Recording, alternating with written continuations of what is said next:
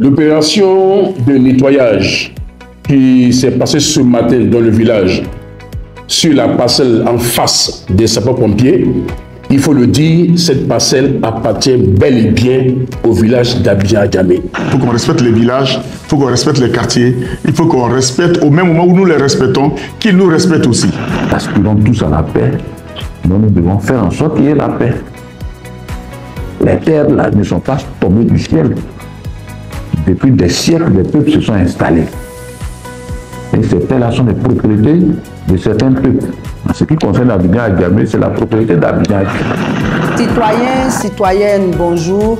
Ce samedi 6 juillet 2024, nous nous sommes réveillés avec une mauvaise nouvelle.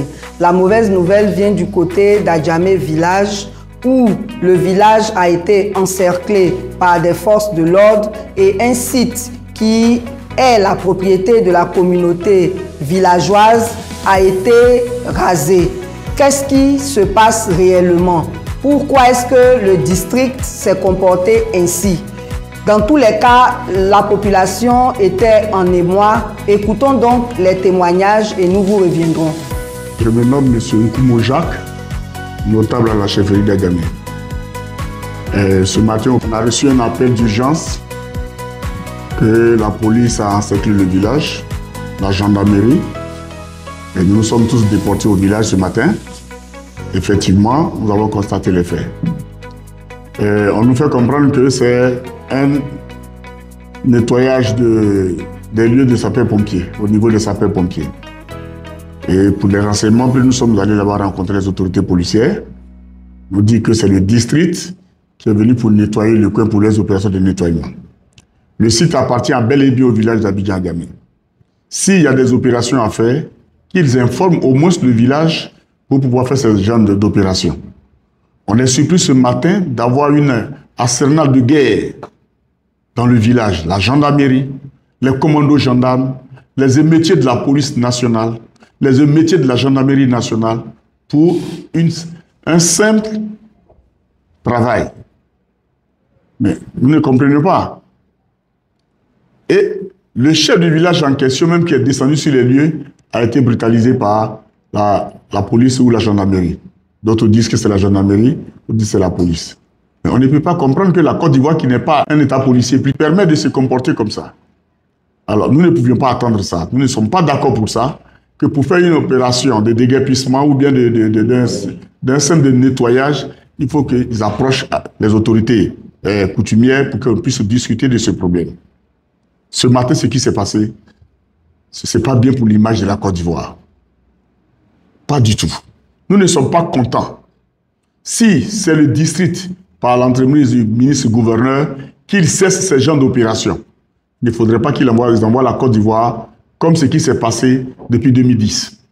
Nous sommes un pays petit de paix, nous voudrions la paix, mais en même temps, il faut qu'on respecte ceux qui cherchent la paix. Il faut qu'on respecte les villages, il faut qu'on respecte les quartiers, il faut qu'on respecte, au même moment où nous les respectons, qu'ils nous respectent aussi. Nous ne sommes pas du tout d'accord de ce qui s'est passé ce matin. Pour un petit travail à faire, de nettoyage d'un site, on descend, on débarque toute une arsenal de guerre ici à Adjamé village. Vraiment, ce n'était pas bien. Si vous avez eu le temps d'avoir toutes ces photos-là, sincèrement, la Côte d'Ivoire était en une deuxième guerre, comme ce qui s'est passé en 2010. Nous ne voulons pas plus voir ça. Voilà, ce matin, quelqu'un vous a appelé pour que nous puissions quand même véhiculer notre message pour que le monde entier sache ce qui se passe. Si c'est un truc d'esclavage, qu'on nous dit que c'est de l'esclavage, nous avions les anciens tests d'esclavage qui ont été abolis. Mais si ça continue, qu'on nous dise. Parce qu'on vient chicoter quelqu'un sans l'informer. Ce n'est pas normal. Alors, ce matin, tout le village d'Abidjan-Adjamé, toutes les femmes, tous les hommes et enfants ne sont pas d'accord de ce qui s'est passé. Et nous ne sommes pas prêts à tolérer ce genre de trucs encore. S'il y a quelque chose qui vient nous voir, nous allons en débattre. Actuellement, nous sommes en discussion avec la primature, avec l'État de Côte d'Ivoire. Mais qui nous laisse discuter avec l'État de Côte d'Ivoire. Il ne faudrait pas qu'ils en profitent pour des trucs qui ne sont pas a fait pour pouvoir venir le faire. Nous ne sommes pas d'accord. Nous ne sommes pas d'accord avec ce qu'a fait le district de ce matin. Mon chef du village, au nom du village d'Abidjan à Gamé, faire un peu l'historique de ce site-là. Dans les années 1905 à 1910, les colons français, dont par le touchement de la compagnie forestière de l'Indénié, qui était basée à Bengourou, a sollicité chez nos parents pour avoir une parcelle de terre pour pouvoir installer une scierie. Et c'est cette scierie-là qui a été installée ici, à l'actuel emplacement des sapeurs-pompiers, où ils traitent les billes et puis ils envoient sur la lagune et la lagune envoie ça en haute mer. Après, ils ont demandé à nos parents d'avoir une petite parcelle de terre encore pour pouvoir construire des bureaux et de construire des maisons qui appartenant aux employés et au cadre de la CEFI. Chose faite. Maintenant, c'est-à-dire que lorsqu'ils vont partir, puisque ça a été une concession, ils vont nous retourner ce qui nous appartient. Dans les années 1974, lorsque la CEFI devait partir, le président Félix Houphouët-Boigny a envoyé des émissaires ici à Gamé pour solliciter ce coin-là pour pouvoir faire installer les sapeurs-pompiers qui étaient auparavant à l'actuel emplacement de la cathédrale. C'est ce qui a été fait, nos parents ont accepté. Et depuis, tout ce secteur de l'autre côté, de la droite des sapeurs-pompiers, est resté dans la main du village hébreu d'Abidjan-Gamé. Mais nous demandons qu'on nous sorte des documents pour que nous puissions jouir de notre terre. Mais c'est ça qui fait problème jusqu'au jour d'aujourd'hui. Ce site appartient bel et bien à Gamé village. Jusqu'au commandement supérieur de la gendarmerie, vers la cathédrale, nous faisons frontière avec les Hébreux d'Anoumabo au niveau de Elokodiro, au niveau du palais présidentiel. Est-ce que vous voyez? Ce site nous appartient bel et bien. Les sapeurs-pompiers appartiennent bel et bien à Gamé village. Donc, s'il y a une opération à faire, qu'on vient nous dire que voilà ce que nous devons faire. Alors, l'opinion publique doit savoir que le site d'Adjamé est le site d'Adjamé village. Ce n'est pas un quartier, c'est un village qui a donné naissance à la ville d'Abidjan et qui a donné naissance aujourd'hui dans les années 80 à la commune de plein exercice. Donc, Adjamé est un village et les terres qui appartiennent à Adjamé, il faut qu'on les rétrocède ça. Donc voilà, ce matin, ils sont venus pour pouvoir faire un nettoyage sans informer le village. Il restait un peu, nous arrivions où nous ne devions pas arriver. Ce site appartient à Gamé village. C'est la compagnie forestière de l'Indénié qui a sollicité ce coin-là pour pouvoir faire une scierie et faire des bureaux appartenant à leurs ouvriers et puis à leur cadre du travail. Voilà, en gros, sur le site de ceci dont nous parlions, qui appartient à Gamé village. Voilà, c'est depuis 1905. C'est le notable Jean-Marc Kakou. Je suis le coordinateur général du village, chargé des projets socio-économiques et en même temps trésorier général du village. Je voudrais la suite de mon frère Nkomo Jacques dire à l'opinion internationale et nationale que le village d'Abidjan-Gamé n'est pas un village avec un peuple guerrier.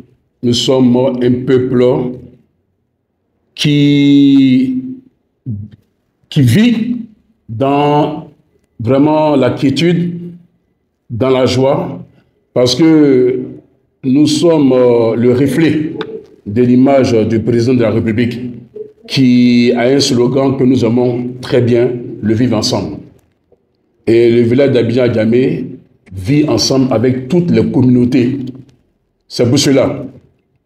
L'opération de nettoyage qui s'est passée ce matin dans le village, sur la parcelle en face des sapeurs-pompiers, il faut le dire, cette parcelle appartient bel et bien au village d'Abidjan-Gamé. Pour les gens qui ont appris l'histoire de la compagnie forestière de l'Indénié, ces personnes-là savent que cette parcelle-là appartient au village d'Abidjan-Gamé. Alors, pour entrer dans un village, le bon sens aurait voulu que le village soit informé de cette action noble de nettoyage. On n'a pas été informé et ça a suscité une réaction au sein du village. Et je ne crois pas que c'est cela que les autorités ivoiriennes recherchent. Non. Le président Alassane Ouattara est un homme de paix. Et je ne crois pas que, en faisant ces genres d'actions qui ont réveillé les femmes, les enfants, les vieux, qui ont agité le village pendant quelques heures, je pense que ce sont des actions qu'il ne faille plus répéter. Nous sommes en discussion avec l'État de Côte d'Ivoire. Nous sommes en discussion avec nos autorités.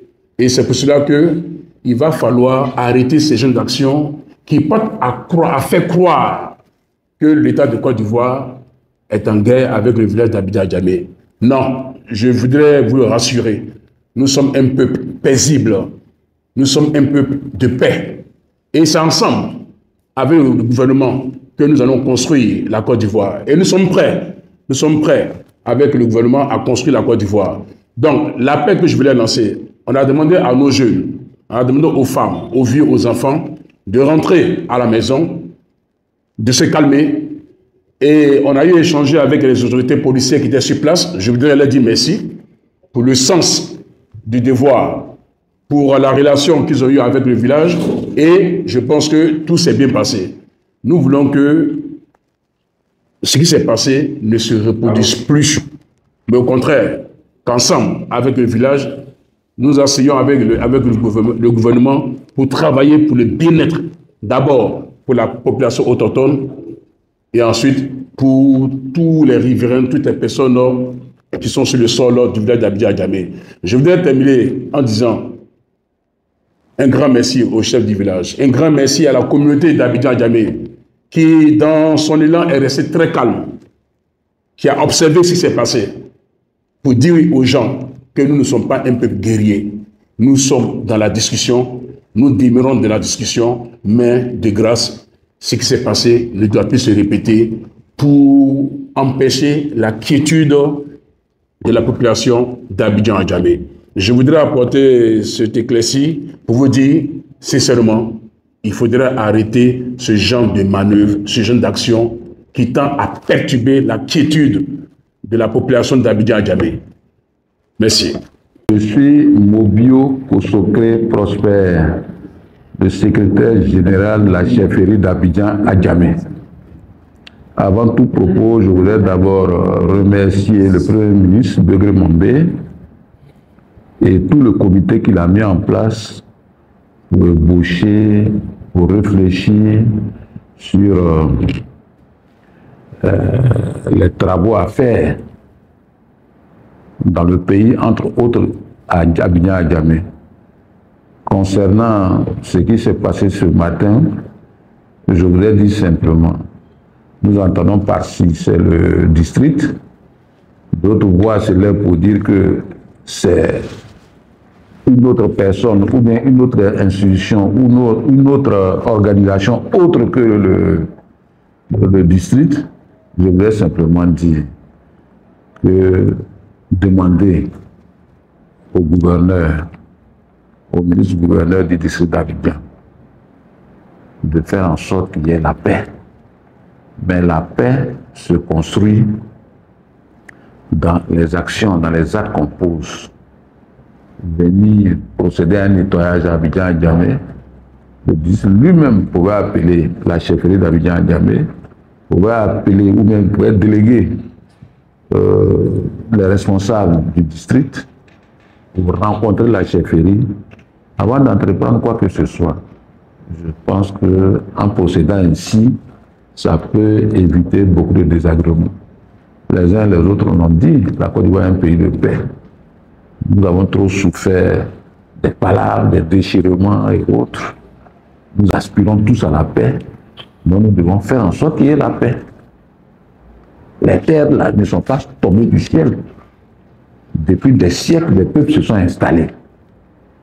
Et ces terres-là sont les propriétés de certains peuples. En ce qui concerne Abidjan-Djamé, c'est la propriété d'Abidjan-Djamé.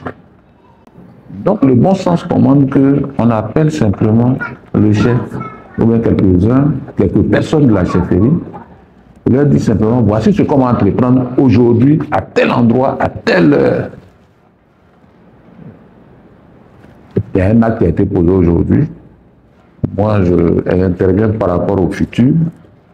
Et si même il faut employer le mot doléance, je préfère, c'est une doléance que je fais à l'endroit du ministre-gouverneur. Si tel est que c'est les actes ou les actions qui ont été posées relèvent de son initiative, si ça relève de son initiative, je souhaiterais que prochainement, il appelle le chef ou bien qu'il fasse appeler le chef pour qu'ensemble nous essayons de voir les modalités de mise en exécution de ce qu'il voudrait entreprendre. Je voudrais m'arrêter là.